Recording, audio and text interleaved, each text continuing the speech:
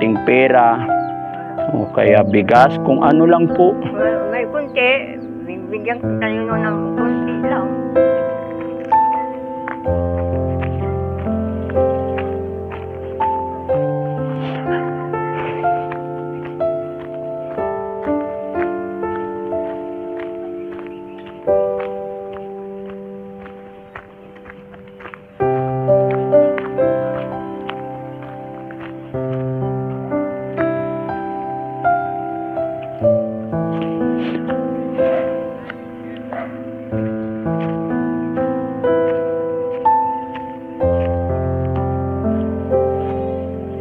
May tao kaya dito?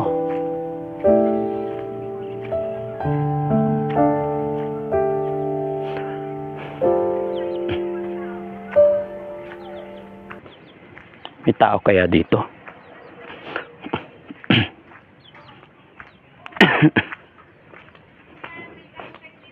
Tao po? May tao? Ay, Nay. Nay, magandang hapon po.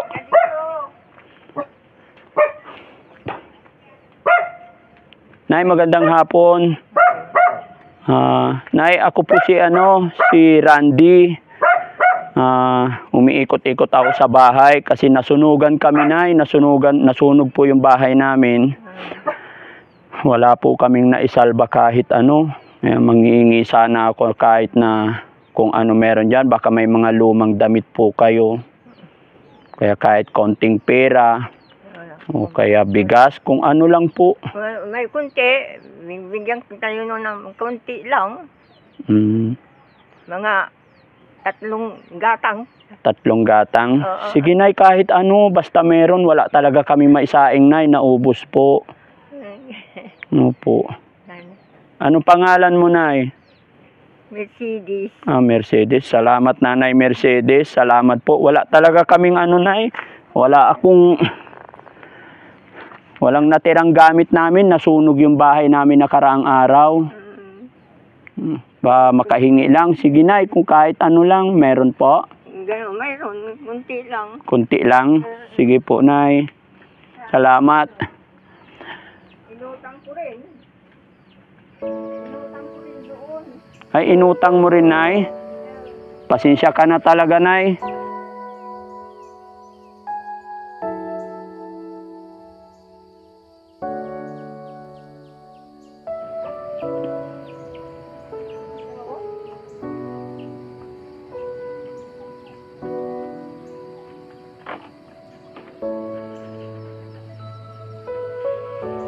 Lang. Sige po, Nay. Ang hirap ng buhay. Butas pala. Butas? Okay lang yan, Nay. Basta.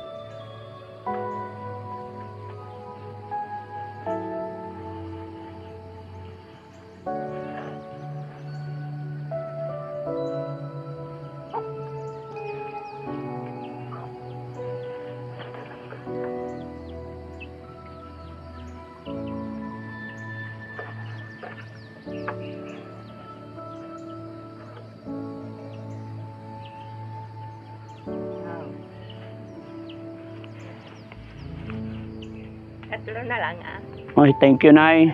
Nay, salamat po. Pagpalain ka po ni God, Nay. Malaking bagay na ito sa akin, Nay. May pansaing na kami mag-aama. Sana pag yumaman o nagkapera ako, Nay, pag may bigas na ako, babalikan po kita. Thank you po talaga, Nay. Malaking bagay po ito. Iikot-ikot pa ako, Nay, para wala rin akong trabaho.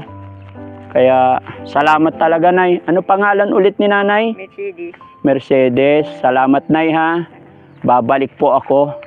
Thank you, Nay. Nay, pwede makainom ng tubig, Nay? Uhaw na ako eh.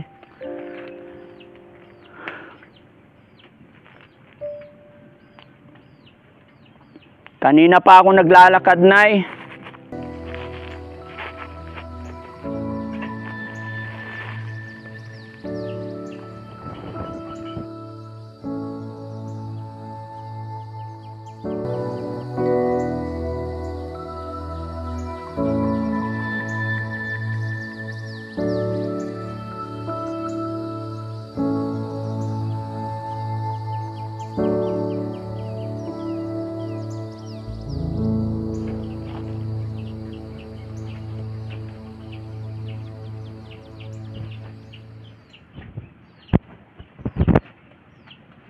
Nay, salamat po. Mabuti na, hindi po kayo natakot sa akin. Hindi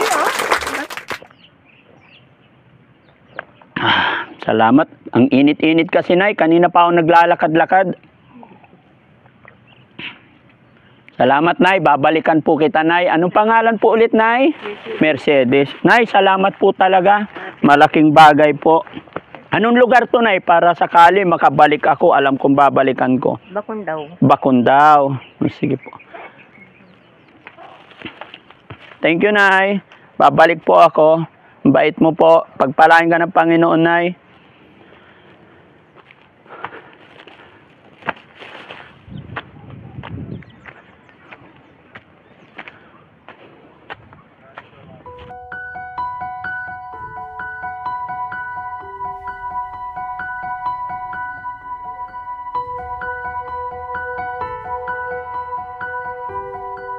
Yung mga kababayan, doon yung bahay na aking hiningian. Nagkunwari ako mga kababayan na ako'y nasunugan ng bahay. Tinesting ko lamang, ang hindi alam ni Nanay, tinitesting ko lang kung hanggang saan ang kanyang, mainit mga kababayan, ang kanyang kabutihang puso. Pero sabi niya mga kababayan, may bigas din siya. Dahil ako po ay nagpanggap na nasunugan, wala po akong naitakbo kahit na ano. At ako yung humihingi ng lumang damit o kung ano man ang pwede niyang itulong sa akin. So, ang naibigay sa akin ni Nanay is bigas. Bagaman ang sabi niya, pasensya na raw ako. 3 gatang lang ang kanyang ibinigay dahil yung bigas na kanya ay kukunti na po at inutang pa rin niya yun. So mga kababayan, dahil sa kabutihan ni Nanay, ito na po yung panahon para balikan ko siya. Ibalik ko sa kanya yung kabutihang puso niya sa mga taong nangailangan ng tulong, sa mga taong gipit talaga, pero siya po ay hindi nagdalawang isip kahit kokonti, dahil naawa siya sa akin mga kababayan nung sinabi kong ako ay nasunugan at wala akong maisaing. Kaya mga kababayan, samahan niyo po ko, sorpresahin natin si Nanay, ibalik sa kanya ang kanyang kabutihan. Bibigyan natin siya ng 1 sakong bigas mga kababayan.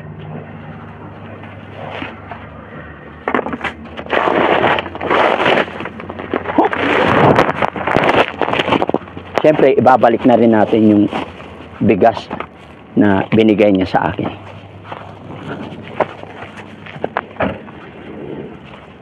So, halika. Hindi na natin kailangan magtago ngayon. Kaya.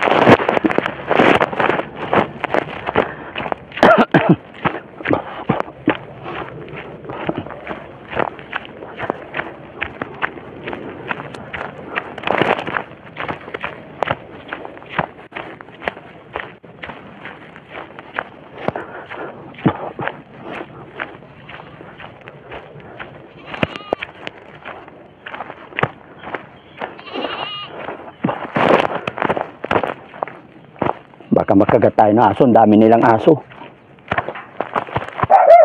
Ika, samahan mo ko. Nay! Hello po! Nasaan ka, Nay?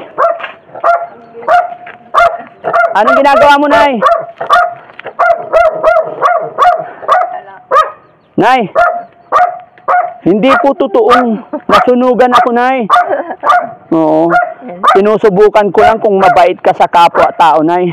Ayun, magbibigay at maski ko konti. Magbibigay ka kahit konti. Oo. Magbibigay din ako. Yun, Nay. Tubok lang. Mabigat, Nay. Salamat sa Diyos, Nay, at binigyan mo ko. At Hindi po totoo na ako ay nasunugan. Ang totoo po niyan, ako po si Daddy Frankie, Nay. Ibalik ko na po itong 3 gatang na bigas mo, Nay. Salamat mo, hindi mo. Oo, yan, Nay. Dahil sa kabutihan mo, Nay, bibigyan kita ng isang sakong bigas. Ayan. Opo. Oo, kalahating sako. Ayan. 25. Yan, yung 3 gatang mo, Nay, naging 25 kilos na. Sino po ba kasama mo nakatira dito, Nay? Ay, kung minsan may kasama ako. Kung minsan wala. Oh, asawa niyo po? Patay na. Ah, patay na. Matagal na. Kailan po namatay? Matagal na. Hindi siya 10 taon lang. Ay, mahigit 10 taon. So, mag-isa ka na lang dito? Oo. Kasi yung mga anak ko, malalayo sila eh. Nasaan sila, Nay? Nandun sila sa, nandun sa Marikina. Ang dilim-dilim dito, Nay. Di ka natatakot? Bundok pa naman dito? Hindi. Tagal na ako dito na ako tumanda eh. Ah, dito ka na tumanda? Oo. Kaya pala marami kang aso, ano, Nay? Tatakot ako, buti hindi ako nakagat ng aso. Hindi naman, mabait naman sila yung mga aso ko, hindi masyadong matapang sila. Ah, hindi sila matapang. Pero natatakot ako, Nay. Paggabi, talagang tatahol sila. Tatahol sila. Oo. Kaya maganda may kasamang aso kahit wala kayong kasama, no? Oo. Pero papasyal yung mga anak mo, Nay. Pumapasyal din sila dito, madalang. Madalang. So, anong pinagkakakitaan mo, Nay? Paano ka nabubuhay? Saan ang gagaling mga pinambibili mo ng pagkain, ulam? Kasi kung minsan naghihilot-hilot ako, nagkakapira ako. Ay, yun ang ano, Nay?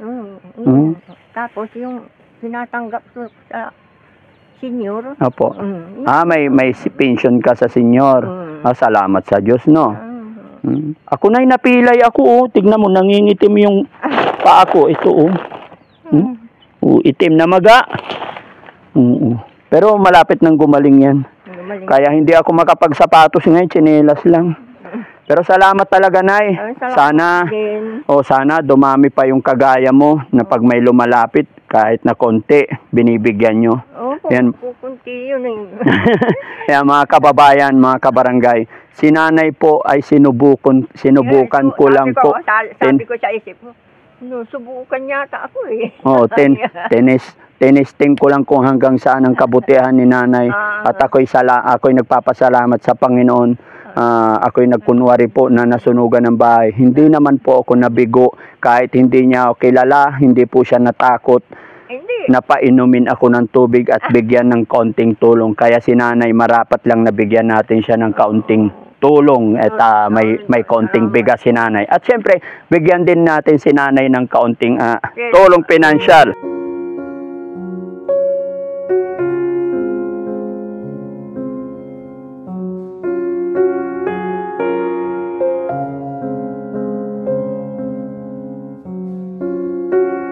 Anong gagawin mo sa pera, Nay? Wala akong kapira-pira. Wala kang kapira-pera? Opo. Ayan, sige, para sa iyo yan, Nay. Dahil ikaw ay mabait, mayroon kang 3,000. Salamat po. Anong gagawin mo sa pera ngayon, Nay? Pambili ng mga gamit dito sa bahay. Ulam? Ano ba paborito ni Nanay na ulam? Mga bangus. Bangus. Ilang taong ka na ba, Nay? 80 ko na. Ay, 80 ka na? Pero ang lakas, no? Di ka naman napupunta ng ospital, wala ka naman maintenance, gamot. Awa ng Diyos, hindi pa ako nakapunta sa ospital. Salamat sa Diyos. Ganun talaga yung mga tao sa bundok, no? Hindi pupunta ng ospital pero malalakas. Nag-aano ako na umaga-maga, dilim-dilim pa. Opo. Nag-aano na ako ng mga kambing. May alaga kang kambing? Oo, nakikialaga rin ako ng mga kambing. Parang magbinta sila, bigyan din ako. Magkano share mo sa kambing, Nay? Magkano pag nagbenta sila, magkano para sa iyo? Ay, noong minsan nagbenta ng 4. Binigyan ako ng magkano? 4-5 lang. May 4-5 ka. Gaano katagal alagaan yung kambing, Nay? Ayan, 1 taon pa. Ay, 1 taon pa. 1 taon mahigit.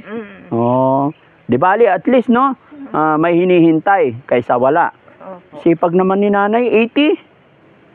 Ilang taon? 80 sa, 80. sa Mayo. Oh, 80 na. Pero malakas pa, ano, Nay? Awa ng Diyos. Oh, Nay, saan mo ilalagay ito? Ako na magbuhat. Ako na. Kaya mo? Hindi. Oo, kaya. Ilalapag ko doon kasi... Kaya ko na yan. Ah, Kaya ko na. mabigat. Hindi. Oh, sige, testing mo nga. Kaya ko. Oh, yan, Nay. Mga kababayan, no, si Nanay, kaya daw niya. Oh. Ayan, oh, kayang-kaya. Kayang-kaya. 80 years old, mga kababayan. Ayan, 80 years old, kayang-kaya ni Nanay. Halika rito, Nay. Ang sayang kausap ni Nanay, mga kababayan. Kahit sa kanyang edad na 80, tinan mo, nabubuhat pa niya. Samantala yung nanay ko, hindi na kaya. 60 pa lang yung nanay ko. Hindi na kaya magbuhat. Si Nanay, malakas, no? Ako pang nag-iigib eh. Ay, nagigib. Saan ka nagigib, Nay? Doon, oh. Ano yun?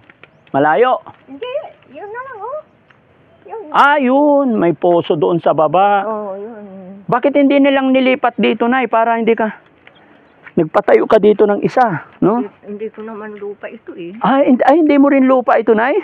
Ano pa nilang, nung malakas pa ng ano, yung asawa ko, siya ang dito. Siya ang naglinis-linis dito. Kaya balik kayo lang nagbantay dito. Kaya pala maliit lang ang bahay, mga kababayan. Tignan nyo po yung bahay ni Lola. Talagang ano lang. May mga, tapos yun, dito ang saingan mo, Nay.